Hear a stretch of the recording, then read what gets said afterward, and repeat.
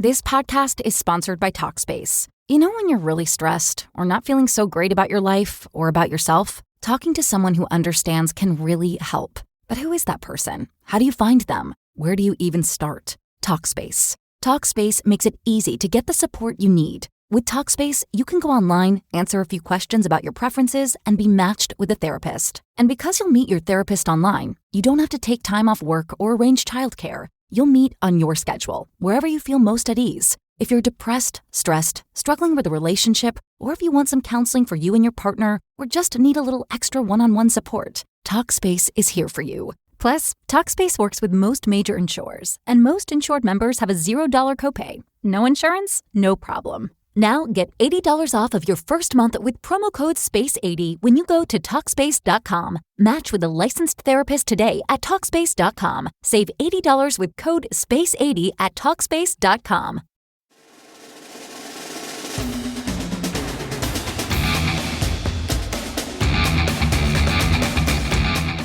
Welcome to another jam-packed edition of the PA High School Football Report podcast. We are powered by the Patriot News, PennLive, PA Media Group, and anyone else who signs our checks. It's been an interesting week, fun-filled, packed week, and we're only halfway through it. So from a secured West Shore location, I won't tip it off, Dan. We welcome in colleague Dan Sostek. Dan, how you doing? I'm doing well. You know, it's time of year where you're driving. So anytime you're sitting down, it's nice. People ask me a lot, oh, you're always on the road. And I go, yes, I get to go to exotic locations like Lebanon, Pennsylvania and Reading, Pennsylvania and all those goodness. We don't have games in Tahiti. You know what I mean? We don't get to go to the sunny locales. Not yet. Maybe if we run out of host sites. Well, that's true. It's becoming more and more difficult to get host sites. Yes. I lucked out. I hit the lottery for Friday. I've got a Northern York hosted game between Hershey and West York. You're going to Dillsburg. Yeah. Oh, beautiful. Yeah, we got a District 3 clash after, thanks in part to one of the worst brawls I've seen at a basketball game in quite a while. I was going to bring that up. I've never in my time seen both teams basically bounced per fight. I saw snippets of the video. I think if you're an adult in that situation, and I know there were a few instigators that you could clearly see on the videos, but just what are you doing with your life? Like when you're in the stands fighting at a high school basketball game, like what are you thinking? I talked with Hershey's coach, Paul Blackburn, about it. You know, Paul's as, level-headed as there is probably in the high school sports. He said, if I was a head coach, I'd be sick about what happened. Yep. And just as everybody, and I agree with this entirely, he said, everybody who ever goes to a high school sporting event has to realize they are a reflection of their community. That's how it works. Clearly, if something like that happens, there's all these breakdowns and everything. And I feel really bad for the kids because I know it did spill onto the court and everything. And, so that's kind of why the forfeitures had to happen. I think is because combination of the game was still sort of undecided. So you couldn't really declare a winner and they were run out of time. People need to understand that you're not there you're not the reason people are at the game. You're not part of the story. Yeah. That's the key. You ruined these kids' senior year. Your $8 admission does not entitle you to be an idiot.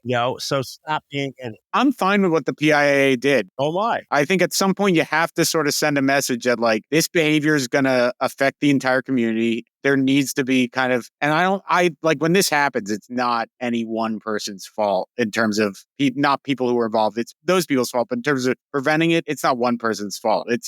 There's just a collective failure contained things. I mean, I'm always convinced the reason, a 12-player basketball team has 5 or 6 assistants is for control when these types of things happen because it's an emotional game. I get it. Get fouled or guys digging in you pretty much all game. You get frustrated. I'm not condoning fighting, but I'm saying, emotions run high sometimes. So it's to control your 12 players. That's what you control. But you can't control idiots in the stands. You just can't do it. I think Paul made he wasn't comparing it necessarily, but he said, that his Hershey team did win the sportsmanship award at the Mid-Penn. If anybody's going to benefit from something like this, you're never going to see a Paul Blackburn coach team kind of they're always as straight laced as it gets. Exactly. So they move on to the quarterfinals without playing, obviously, in the second round. As a longtime sports writer, when's the last time you've seen a forfeiture like that? That's what I was going to say. I've seen forfeitures. I've never seen both sides kicked out of the tournament. That's essentially what it is. The double forfeit or whatever. And they are technically banned for next year unless they satisfy a bunch of requirements too. Yeah, they're going to have to do some paperwork. They're going to have to do a little bit of, what do you call that? Clean the side of the highway kind of deal. Yeah, community service. Community service to get back in the good graces of PIAA, but completely agreed wholeheartedly with the PIAA's decision in that one. And this goes for football. This goes for soccer, tennis. Just if you're a fan of one of these games, don't ruin the experience. I understand a lot of times it's out of, love for your kid, love for, team or whatever.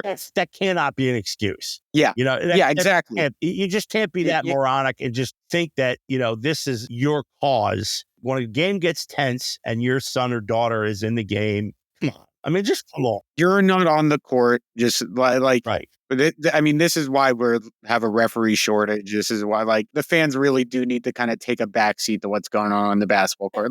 We want the great environments and everything, and it's always kind of a balance, right, between how raucous a crowd can get versus when if it crosses the line. But obviously, anytime there's sort of physical violence, and then when it spills onto the court, when you're dealing with adults mixing in with high school kids, you got problems. I always just sit there and go, oh, do I have to listen to this sportsmanship? The PA announcer announced this sportsmanship clause. Root for your players, root for your teams, but don't, every event. And we're at events 4 or 5 times a week. You and I, Dan, obviously our guys. Okay, now I get it. Now I'm like, okay, read it. This is why you read it. This is why you take the time to say things like that, because you have situations like this and it gets out of hand. Let's move on a little bit from the basketball talk, but we do want to say congrats to PD girls moved on. I got a chance to watch the Rams last night again, and a big win there. Randy Gembelkin's your coach. Coach, yes. There's a couple teams left. Trinity's probably the most disciplined of the 3 mid-pen teams left. Trinity beat River Valley last night. Almost hit 80 to advance to the Elite 8 in 3A. Central Dauphin moved on, and Middletown's got a shot tonight way out in DuBois. That's God's country out there, brother. Yeah. Wow. Woo. I was going to go out and maybe try and get the burger challenge at Denny's beer pub thing. You can just float home after that. But then I remembered, I think it's a 6-pound burger. Years ago, I'll do a quick story before we move on here to actually football. My colleague, Andy Shea, and I went out to cover a McDevitt semifinal with Cathedral Prep at DuBois High School. And we went early and we just shared the 1-pound burger. We had them cut the 1-pound burger in half. And neither one of us could finish that. That's a lot. It's ridiculous. I mean, you think about how big a quarter pounder is from McDonald's. You got to double that. And it's a tremendous amount of bun. The actual bun in the 6-pounder they showed us, it was the size of a wheel, like a hubcap. It's that big. And there's 2 of them, obviously. Just ridiculous. Anyway, here's what we're going to do, Dan, a little bit. You and I were talking a little earlier. We were talking about lots going on in the NFL with guys signing. So we want to take a peek into some PA guys who just cashed in or re-upped or signed elsewhere. Pennsylvania guys who made it pinnacle of the sport and are now cashing checks. So let's talk a little bit about those. And then we're going to switch over, look ahead a little bit to the 2025 high school season. I think it's going to be exciting as hell. There's more intrigue, I think, than last year. A little more intrigue because we lost I don't want to say we lost. That's not the right word. But, graduation is going to take maybe one of the best skill player position classes that I've seen from the mid-pen in a while. Obviously, we always have 15 to 20 kind of quote-unquote blue chipper guys. But I think as far as skill position guys, this 2024 season was about as good as it gets around here. So we'll talk a little bit about breakout players. Guys that maybe established themselves in the second half of the season in 2024, looking for big years in 25. And maybe some guys, obviously, who were starters, but might have been hunkered behind a couple of those skill guys we talked about all season long. So we'll look ahead to some breakout players. We'll break out some passers, some catchers, and some top rushers, and maybe a couple defenders too.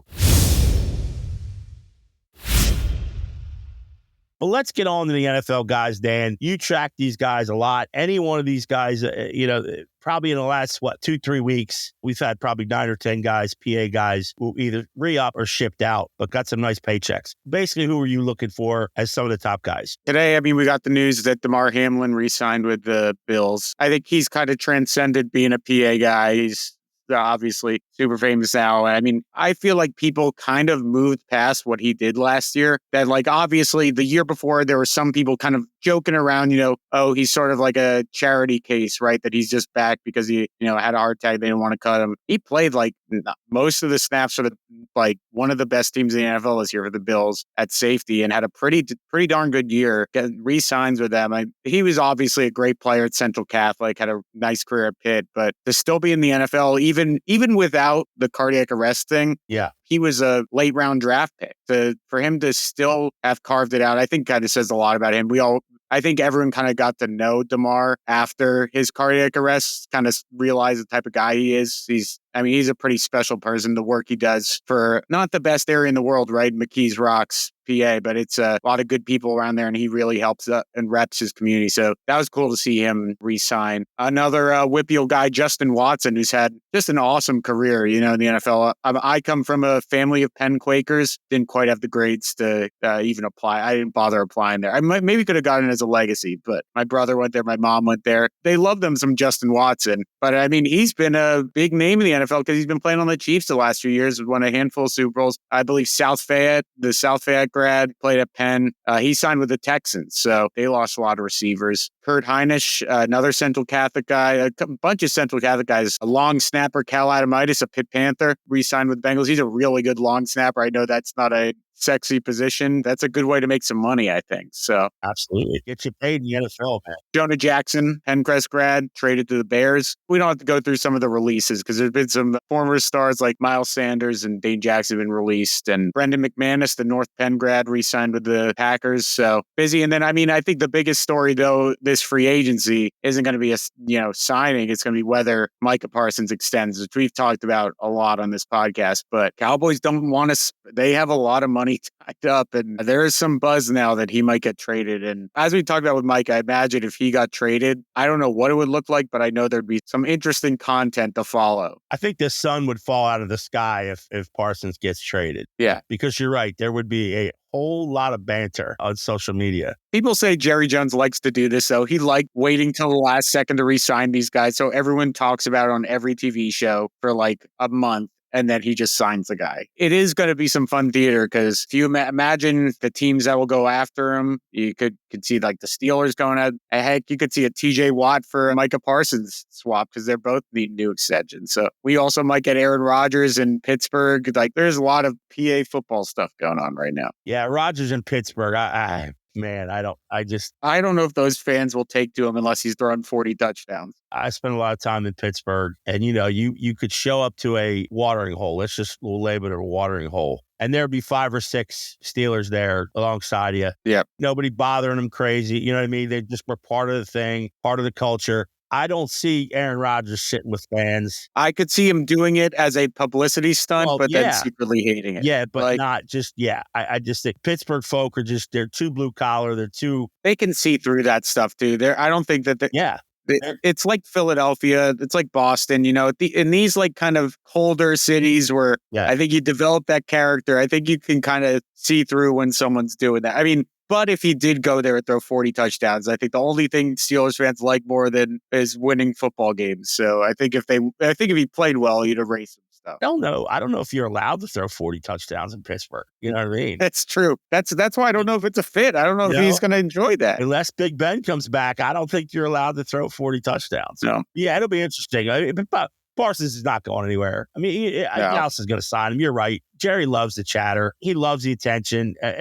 Whatever's going out there, and I just think you can't. I don't think Mike is too concerned about it. He was back in Harrisburg this week doing charity and stuff. I think he's sort of like we don't have Brian on the pod today, but maybe he could come up with a better comparison. But he is kind of I think they both, Jerry, it's going to make for a good match, right? Because I think Micah sort of likes to kind of, getting the discussion going. I think Jerry likes getting the discussion going. It's good content for them in the offseason. It's great content. It's the Hollywood art. It's just all those things wrapped up in one. And no one plays the game better than Parsons. And I'm not talking just football. There's a reason he's become a big star. You don't always see these defensive ends become big off-field stars. I think people are interested to hear what Mike has to say about things. What was always interesting, when he was not small time, he was never small time, but obviously during his prep days in college, I mean, he is so engaging to talk to one-on-one. I mean, Shady was the same way. And now both of them are, have podcasts, successful podcasts. They're authentic. They say what they think, and they don't care what anyone else says. And a lot of times too, you could just say, "Oh, that's what this is." This is stirring it up. It's fun. He's not hurt, but it's fun. I'm glad we got a chance to wrap up those NFL guys, and obviously there'll be more in the coming days. But we're going to be tracking Parsons. Obviously, that's a big one coming down the pipe. So we wanted to spend the second half of the show, Dan, on these quote unquote breakout players in 2025. Now, we're going to take some liberties here because some of these guys, like I said, have established themselves to start in maybe 4 or 5 games, latter part of the season, or maybe being full-time starters, but maybe stuck behind that featured back or featured wideout, or even guys on the defensive side that would kind of cut in. So essentially, these are the football guys who we think are really going to crank up the heat and lead their programs, stat-wise, leadership-wise, whatever. In recent weeks, we talked a lot about guys like Susquehanna Township quarter T.D. Evans, several studs, obviously, at Harrisburg, Messiah Mickens, Kevin Brown, CV's Tyler Merrill, obviously bound for Notre Dame. So there's a lot of guys walking around who are just in that blue chip list. And we're going to name a couple more here, I think, coming up. Let's start with running backs, Dan. Maybe you throw out a name or two, and then I'll throw out a name or two, and then we'll go from there. When we started talking about doing this on the pod, the first name that came to mind, and we've kind of talked about him before. I think he got hurt kind of through the second half of last year, but came back. He had a good wrestling year this year, too. And that PJ Dent from Cedar Cliff. Yeah. I got to see that kid play a couple times this year, and he just stuck off the field. He just jumped off the field. Just a really electric football player. Cedar Cliff's it feels like they always find these running backs, right? But he kind of looked to me like there is a world where he kind of becomes that Jonte Morris type that Colin Gillen can, especially with Bennett Seacrest graduating, they're going to probably become a little bit more of a run-heavy attack in the next few years. I think he could really emerge as just a really awesome player. I know, especially in the Commonwealth Division, because you think about kind of where Cedar Cliff is playing from in terms of the level of talent. For him to still put up those numbers, playing basically, they're a big school, but I still kind of consider Cedar Cliff playing the Commonwealth as playing up a class, so to speak. So for him to still average 5 yards a tout, and just especially in his first real season as a key running back for that Colts team, I'm expecting a huge year from that kid. I think he's awesome. Yeah, he's not big, but you're right. I mean, Cedar Cliff always seems to find those guys who are maybe just a little bit undersized, and you think, wow, is he gonna be able to have the steam and sort of have the build to kind of make it through? Because at Cedar Cliff, you're the future back, you're gonna get it 250 times. 300 times during the course of the season. Like you said, I think he was a little under 160 carries for last season, but 5 yards a carry against that schedule, that's pretty damn good. They are losing a lot on their offensive line. They're losing Gunnar Hiller and Hezekiah Latini, so they're going to have to replace some of that. But Colin Gillen always is going to be able to. He just always finds offensive linemen. That Colts team always seems to have hogs up front. Yeah, I'm going to stick two guys who played quarterback, but obviously had tremendous rushing seasons. And one guy really didn't come on the scene until the middle of the season, and that was Logan Jerry for Milton Hershey. And I think just because, the Spartans really inconsistent season in terms of wins and losses. And like I said, Jerry didn't come on the field until I think week 6, maybe. So maybe just 5 games under his belt, maybe 6 games under his belt. As a rushing quarterback, a dynamic number for a rushing quarterback is probably 8-9 yards a carry, and he averaged 15.5 yards a carry, which is sort of ridiculous. And again, it's not a Commonwealth Division schedule. I get that. But when you have a sophomore who kind of makes that kind of impact, that's exciting. Yeah. When you can, build. And obviously Milton Hershey's situation is different. I'm hoping, he comes back. I'm hoping he's there because I think he's going to be in for a really big season. And I believe he is the cousin of NFL player Julius Chestnut, so he's got some pedigree there.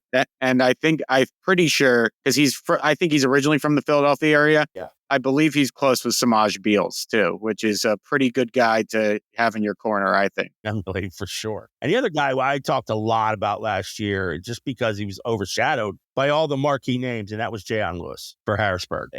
We talked a lot about him being thrust into that situation. I don't think he actually played quarterback until probably late July when they were thinking that, this situation for Harrisburg is going to change right before the season. And he was probably preparing to be the backup. Well, Coach Cal was telling me, he's taking reps at wide receiver, during the unofficial, workouts over the summer. So to be thrust in that situation, 5.5 yards a carry, obviously had close to 2,000 passing yards. And he's just a kid who Cal was right. Like you don't know if he just threw for a 90-yard touchdown or he just threw a pick six. Like his level-headedness was just incredible during a Harrisburg season. And Harrisburg seasons are always there's always chaos in parts. It's never quite a mile walk on flat land, if you will. It's always peaks and valleys. For him to go through that, for them to make the semis, I thought was incredible. So I look for big things out of him. And very underrated passer too. Very underrated passer. I know when it doesn't look good, it really doesn't look good.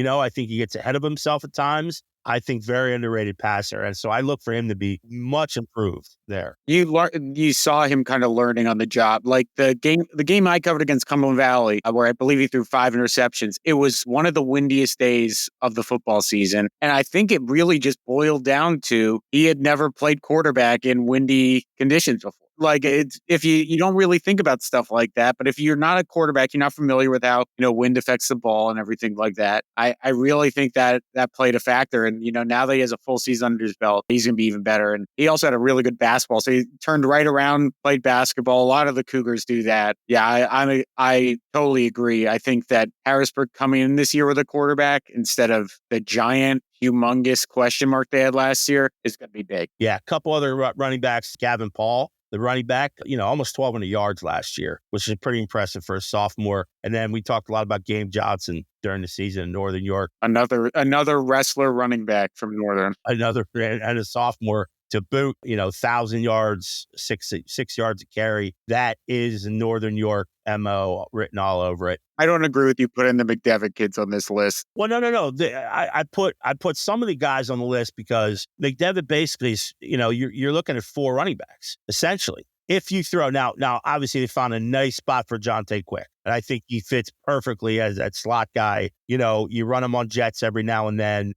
He had a tremendous season at wideout. So you found a nice spot for him. But, initially they were thinking he's going to run the ball initially, but then Nazir Jones-Davis emerged. You had Maurice Barnes as sort of your north-south guy. And then, of course, you got the young guy, Jerome LaRue. So, you got 4 options at McDevitt. Jones-Davis was just put in there because... Yeah, I was like, that was the one that I was like, I don't think he can really say he's a breakout kid. No, he was there to set the tone for the other 3. Because again, as much as they ran Maurice Barnes, which was a lot, I think having him focused, and they can do that now with LaRue with a year under his belt, I think having Barnes focused at linebacker or even walk him up would be a really good thing for that defense, to keep him a little bit fresher, if you will.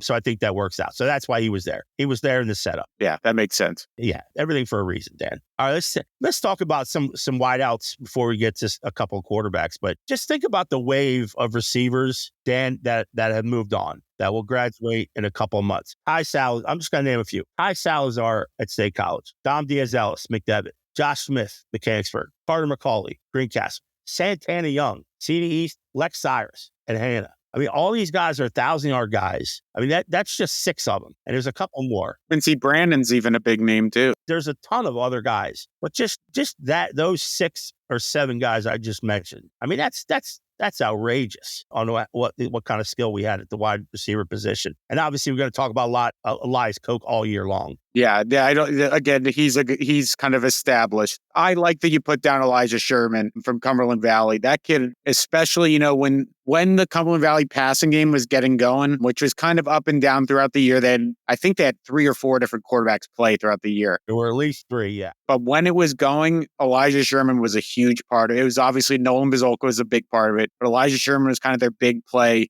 one of their big play threats along with Keon Green. But I really like Sherman. I think he's super athletic.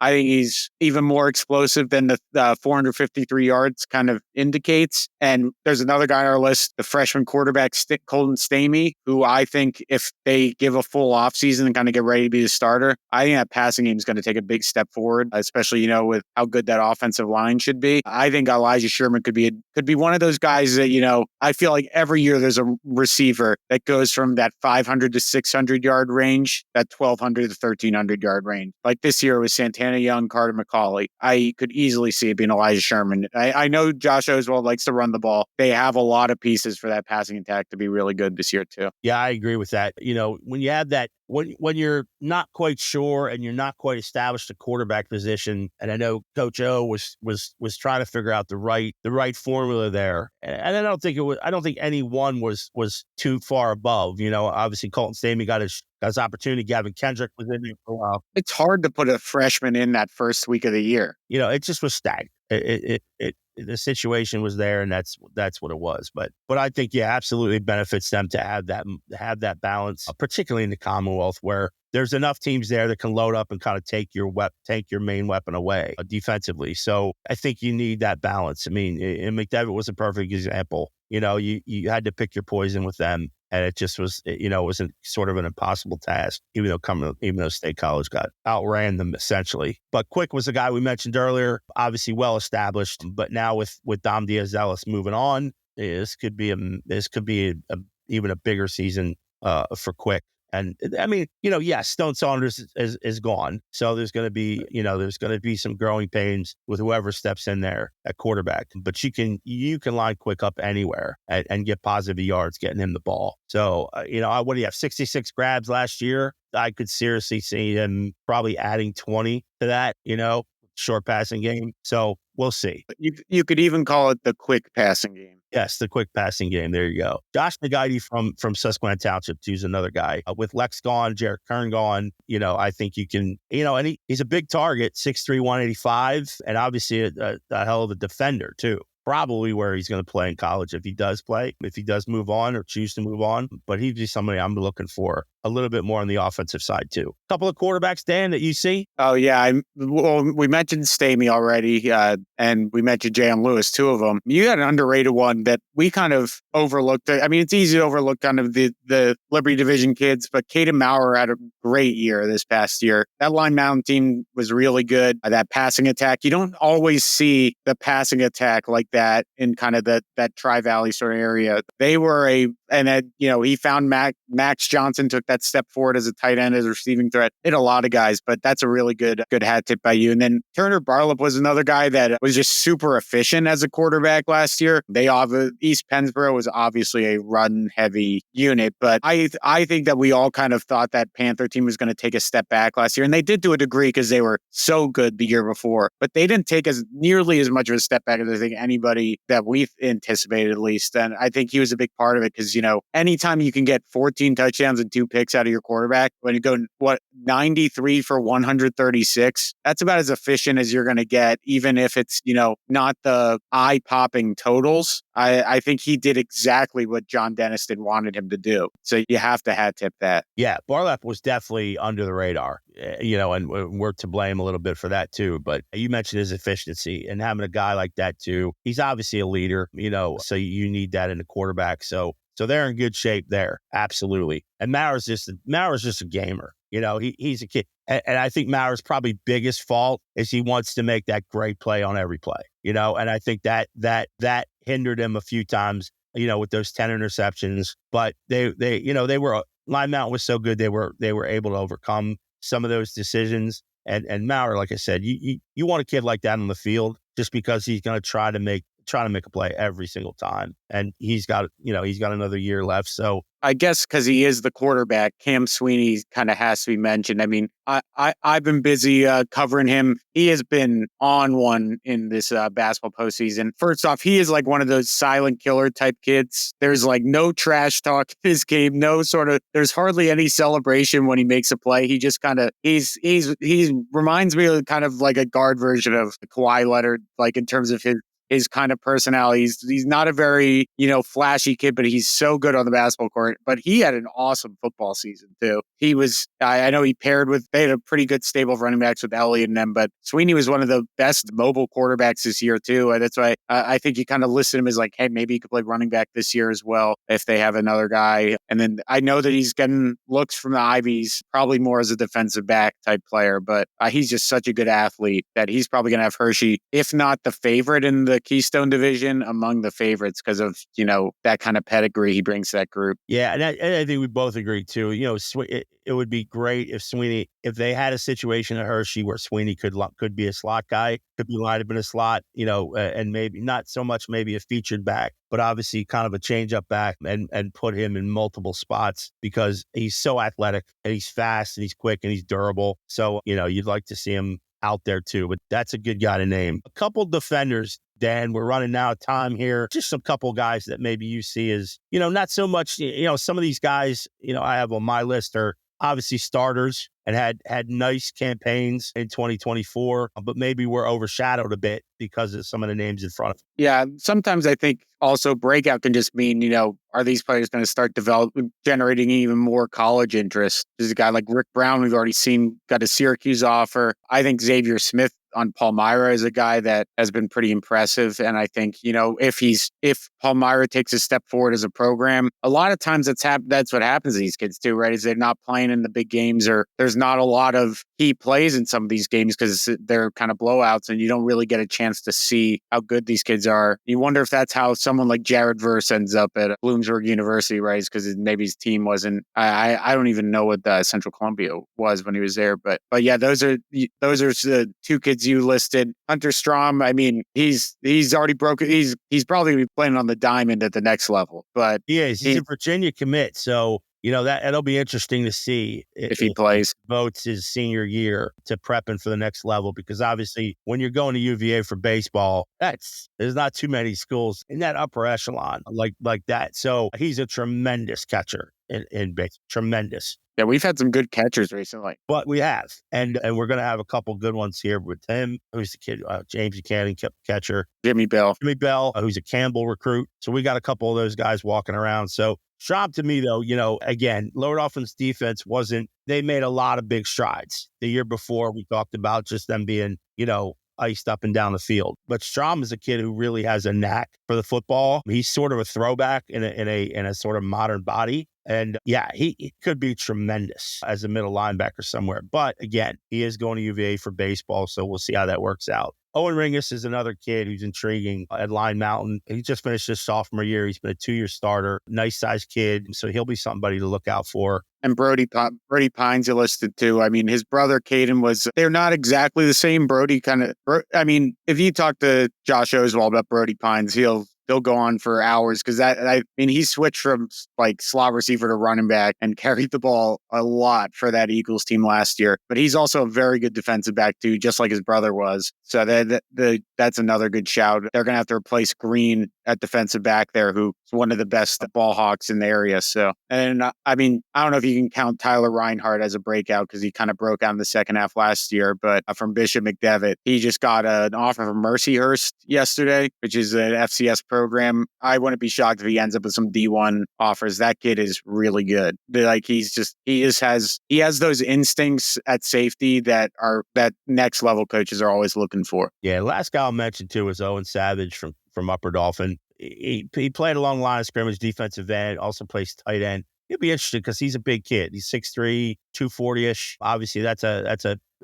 good makeup to have for the next level. So we'll see where he sort of bounced because, we've seen him catch, I don't know, he may have had 12, 14 catches during the season for UD, but obviously UD ran the ball a tremendous amount with Caleb Snyder and those guys. So it'll be interesting because he's a 2-year starter now. He's got 2 more years to go, but he's a big kid, and obviously Tim Savage's son, so he's going to be well coached for sure. And he's another kid who had a huge wrestling season too. I think he came second in sectionals, I believe. So really good year for him. The coolest spelling of Owen that I've ever seen. Yeah. Oh yeah. It makes it so much deadlier as a pass rusher when you know that's coming after you.